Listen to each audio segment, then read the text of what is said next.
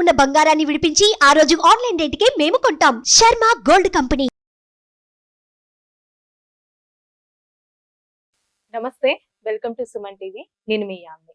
ప్రస్తుతం మనతో ఉన్నారు ప్రముఖ జ్యోతిష్య వాస్తు పురాణ ఆగమ శాస్త్ర పండితులు బ్రహ్మశ్రీ కొత్తపల్లి సురేష్ శర్మ గారు ఉన్నారు. గురుగారితో మాట్లాడి మనకున్న సందేహాన్ని అడిగి తెలుసుకుందాం. నమస్కారం గురుగారు. గురుగారు, మనకి ఆంధ్రప్రదేశ్ లో అయితే మొన్న 13వ తారీఖు ఎలక్షన్స్ అయిపోయినాయండి. ఇంకా ఆ రిజల్ట్ కోసం ఇంకా టెన్షన్ లో ఉన్నారు. జూన్ 4వ తారీఖున గత వీడియోలో మీరు చూసుకున్నట్లయితే తెలంగాణ రాష్ట్రం గురించి చెప్పారు, ఇతర రాష్ట్రాల గురించి కూడా తెలియజేశారు. ఇప్పుడు ఏ విధంగా ఉండబోతుందంటారు? ఆంధ్రప్రదేశ్ లో ఈసారి ఎవరు వచ్చే అవకాశం ఉందంటారు? నేను యాక్చువల్గా ఎన్నికల షెడ్యూల్ రాగానే ఆ సంఖ్య గురించి కామెంట్ చేశాను. వీడియో అయితే చేయలేదు, కానీ సంఖ్య గురించి, ఆ 13వ నంబర్ గురించి.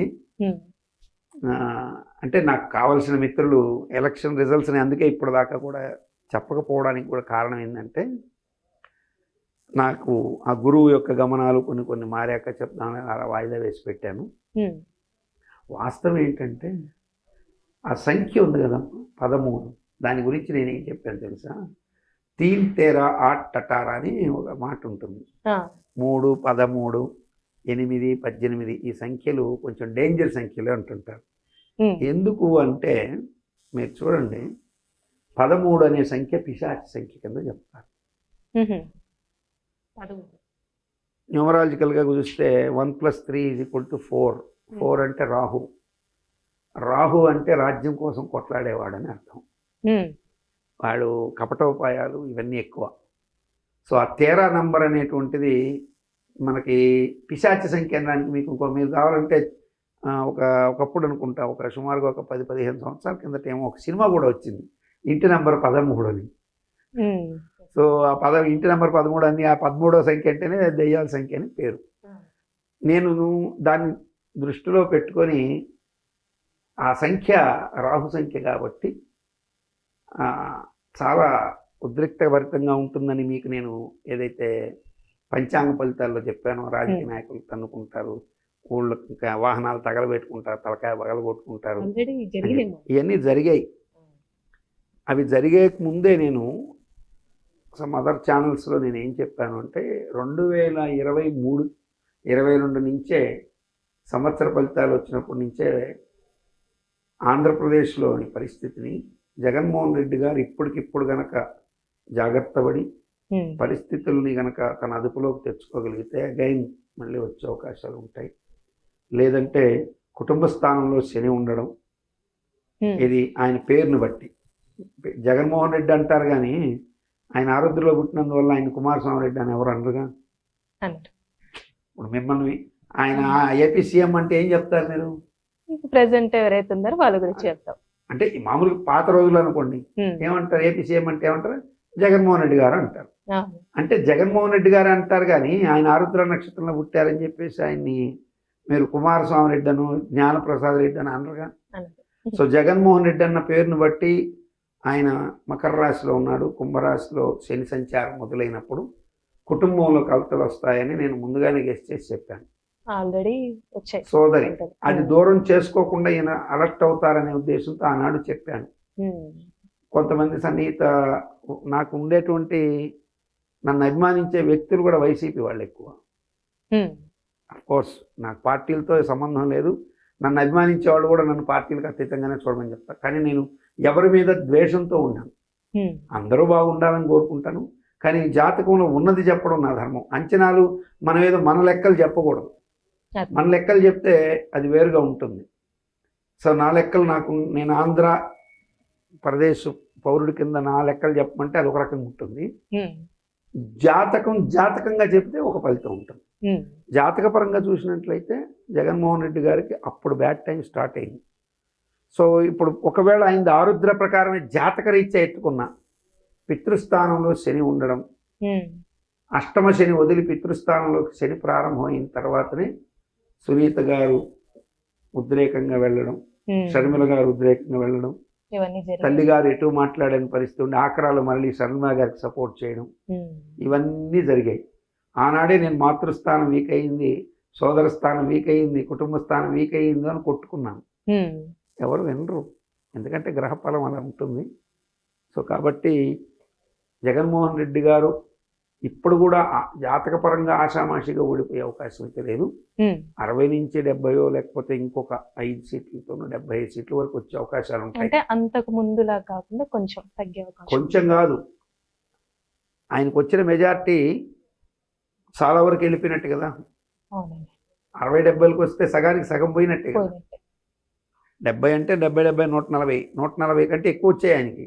151 వచ్చింది. జగన్మోహన్ రెడ్డి గారికి గెలవడం అనేది ఈసారి కష్టమే. అనేక మంది ఒక్కొక్కరు ఆయనైతే మంత్రదండం స్వామిని ఎవరు ఆయన మంత్రదండం చెప్తూ మెజార్టీలతో కూడా చెప్తున్నాడు. మరొక జ్యోతిష్కుడు అసలు జగన్మోహన్ రెడ్డి గారికి తప్ప ఇంకొకటి లేదని ఆయన ఏదో గట్టిగా చెప్తున్నాడు.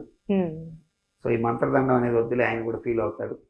ఎవరో ఒక ఆయన ఒక స్వామి నాకు ఎవరో పంపిస్తుంటారు కదా, ఆ స్వామి ఖచ్చితంగా జగన్మోహన్ రెడ్డి గారు వాళ్ళ ఎమ్మెల్యేల మెజార్టీలతో కూడా చెప్పడం మొదలుపెట్టాడు. మరొక ఆయన ఇంకొక రకంగా చెప్తాడు. ఒక్కొక్కరు వాళ్ళ ఇవన్నీ నాకు తెలిసినంత వరకు ఏంటంటే వీళ్ళు అంచనాలతో జ్యోతిష్యం చెప్తున్నారు. అంచనాలతో జ్యోతిష్యం చెప్పడం వల్ల జాతకం మారిపోదు. అంచనాలు పనిచేయవు. ఈసారి అంచనాలు పనిచేయవు, జాతకమే పనిచేస్తుంది. పక్కగా జాతక ప్రకారం అయితే కూటమికి అవకాశాలు ఎక్కువ. నా అంచనాల ప్రకారం అయితే, నేను కూడా ఆంధ్ర పౌరుడి కింద నా అంచనాల ప్రకారం అయితే జగన్మోహన్ రెడ్డి గారికి 60-70 కూడా రావు. అంటే అంచనా వేరు, మనిషిగా నేను అంచనా వేరు, జ్యోతిష పండితుడిగా వేసేటువంటి లెక్క వేరు. కానీ జగన్మోహన్ రెడ్డి గారు ఆషామాషిగా జాతక ప్రకారం అయితే ఓడిపోడు, కానీ నా అంచనాల ప్రకారం అయితే ఘోర పరాజయం అనేది తప్పించుకోలేడు. జాతకం ప్రకారంగా ఓడిపోరు.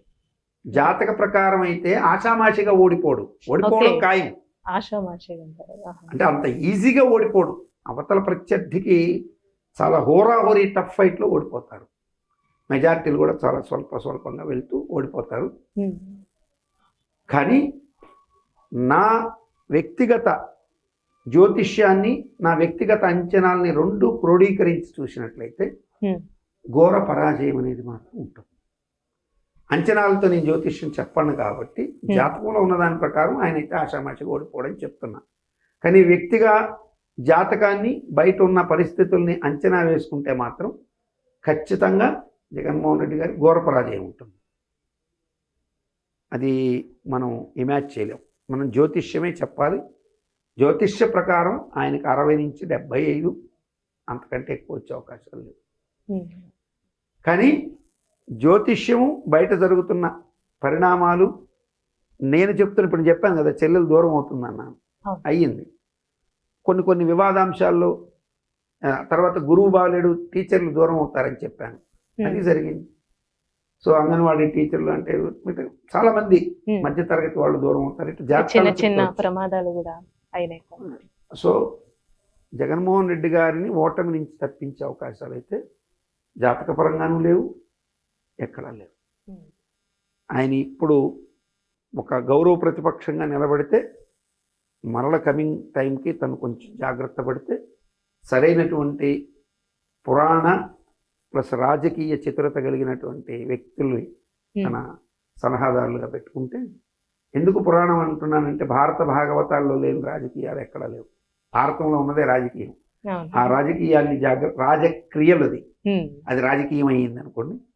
అలా చేసుకుంటే రానున్న భవిష్యత్తులో మళ్ళీ ఒక సస్టైన్ అవడానికి అవకాశాలు ఉంటాయి.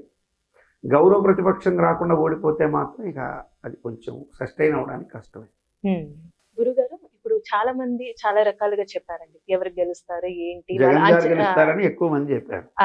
అసలు మీరు ఏ విధంగా అంచనా వేస్తున్నారు, అసలు ఏ విధంగా ఇంత గట్టిగా చెప్తున్నారంటారు? అంచనాలు వేరని చెప్పాను కదా మనకు, అంచనా వేరు. ఇప్పుడు ఎన్నికల రిజల్ట్స్ చెప్పడానికి ఎన్నికల ముందు ఆయా పార్టీలు ఏమి నిర్వహిస్తాయి? సర్వేలు. మీకు కూడా తెలుసు.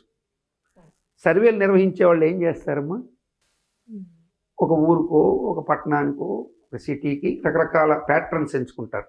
అంటే రూరల్, అర్బన్, సిటీ, ఇంకా చెప్పాలంటే ఇంకా కొంచెం డెప్త్కి వెళ్ళి ఆయా వర్గాల దగ్గర నుంచి ఫీడ్బ్యాక్ తీసుకుంటారు కదా.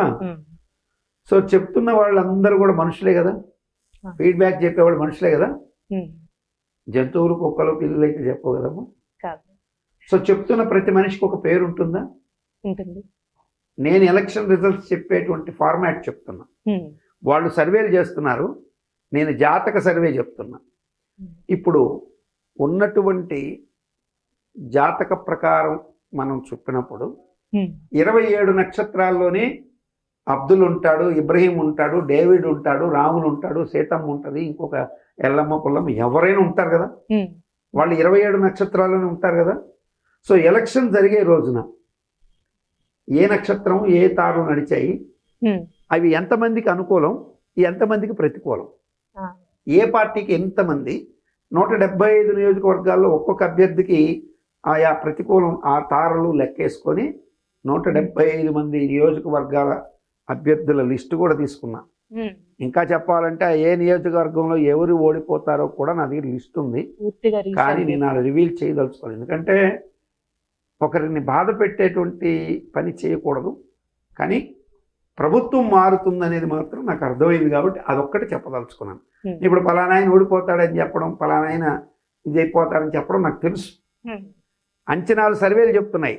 నేను నక్షత్రాలను లెక్కేసి 27 నక్షత్రాల్లో ఇప్పుడు ఆ జగన్మోహన్ రెడ్డి గారు ఆరుద్ర జన్మతార, పేరును బట్టి ఉత్తరాషాఢ, ఆయనకి ఎన్ని నక్షత్రాలు సపోర్ట్ అవుతున్నాయి, వైఎస్ఆర్సీపీ పార్టీ పెట్టిన రోజు ఏ నక్షత్రం ఉంది, వైఎస్ఆర్సీపీని ఏ నక్షత్రంతో పిలుస్తారు, సో దానికి ఎన్ని తారలు సపోర్ట్ చేస్తున్నాయి, తెలుగుదేశం పార్టీ పెట్టిన రోజు దాని నక్షత్రం ఏంటి, దానికి ఈరోజు నడుస్తున్నటువంటి రోజున ఎన్ని, దానికి ఉన్న పేరును బట్టి ఆ పార్టీకి ఉన్న ఆ తెలుగుదేశం అనేటువంటి పేరుతో తీతు తేతో విశాఖ నక్షత్రం, విశాఖ నక్షత్రానికి ఎన్ని తారలు సపోర్ట్ చేస్తున్నాయి. అట్లాగే చంద్రబాబు నాయుడు గారిది కొంతమంది కృత్తిక, కొంతమంది పుష్యమి అంటారు. అట్లాగే పవన్ కళ్యాణ్ కొంతమంది ఉత్తరాషాఢ అనుకుంటుంటారు నెట్లో చూసి పిచ్చి వాళ్ళంతా, కానీ వాస్తవం అది కాదు. నా దగ్గర యాక్యురేట్ గా డేట్ ఆఫ్ బర్త్ ఉంది. అది పవన్ కళ్యాణ్కి అత్యంత సన్నిహితులు నాకు పంపించారు.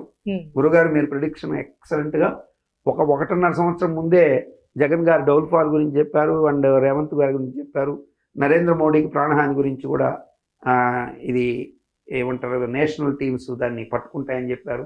ఇవన్నీ మీరు చెప్పారు. యోగి ఆదిత్యనాథ్ గెలుస్తాడని చెప్పారు. ఈ కర్ణాటక రిజల్ట్స్ చెప్పారు. కాబట్టి మీరు నేను ఒరిజినల్ డేట్ ఆఫ్ బర్త్ ఇస్తున్నాను, నెట్లో ఉన్నది మీరు ఫాలో కాకండి. సో దీని ప్రకారం పవన్ కళ్యాణ్ గారు జాతకం ఎట్టుందని అడిగితే చూశాను. నేను సంవత్సరం రివీల్ చేయను, ఖచ్చితంగా ఆయనదైతే పుష్యమి నక్షత్రం. అందరూ అనుకుంటున్నట్టు ఉత్తరాషాఢ కాదు, వెరీ క్లియర్. అది చూసి కొంతమంది ఓ అని టీవీల ముందుకు వచ్చి ఉత్తరాషాఢ నక్షత్రం పవన్ కళ్యాణ్ అని చెప్తుంటారు. తప్పు. ఆయనది పక్కగా పుష్యమి నక్షత్రం. ఆయన పుట్టిన సంవత్సరం అని నాకు పంపించారు. నేను జాతకం కూడా చూశాను. పవన్ కళ్యాణ్ గారి యొక్క విజయాన్ని ఆపాడం అనేది కూడా జరిగే క్వశ్చన్ లేదు. ఎందుకంటే వెనకటికి ఎవరో అంటారు కదా, శ్రీశ్రీ కవిత్వం ఉంది, అరిచేతిని అడ్డుపెట్టి సూర్యకాంతిని ఆపదే అంటే నిజాన్ని ఆపలేమని. కాబట్టి పవన్ కళ్యాణ్ అనేటువంటి ఆ యొక్క వ్యక్తి జాతకం పేరును బట్టి కూడా ఆయన పెట్టిన జనసేన పార్టీ పెట్టినటువంటి సంవత్సరం, దాని రిజిస్టర్ అయిన డేట్లో ఉన్నటువంటి నక్షత్రం, ఆయనకి జనసేన పేరుతో జా అంటే ఉత్తరాషాఢ నక్షత్రం, అన్నీ కలిపి క్రోడీకరించుకొని చంద్రబాబు గారి పేరును కూడా క్రోడీకరించుకొని అన్ని క్యాలిక్యులేట్ చేసి క్లియర్గా నేను చెప్తున్నా. నాకు అందుకే నేను అంచనాలు వేరు, జ్యోతిష్య ప్రకారం అయితే కొంచెం టైట్ ఫైట్ నడుస్తుంది. ఆషామాషిగా అయితే ఓడిపోడు, కానీ ఓడిపోవడం పక్క, ఆషామాషిగా ఓడిపోడు జగన్మోహన్ రెడ్డి. కానీ నా అంచనా ప్లస్ నా జాతకం రెండు కనుక ఒకటైతే మాత్రం ఘోర పరాజయం ఉంటుంది. చాలా చక్కగా తెలియజేశారండి ఏపీ పాలిటిక్స్ గురించి. ధన్యవాదాలు. సుమన్ టీవీలో మీ పర్సనల్ అండ్ బిజినెస్ ప్రమోషన్స్ కోసం కింది నెంబర్కి కాంటాక్ట్ చేయండి.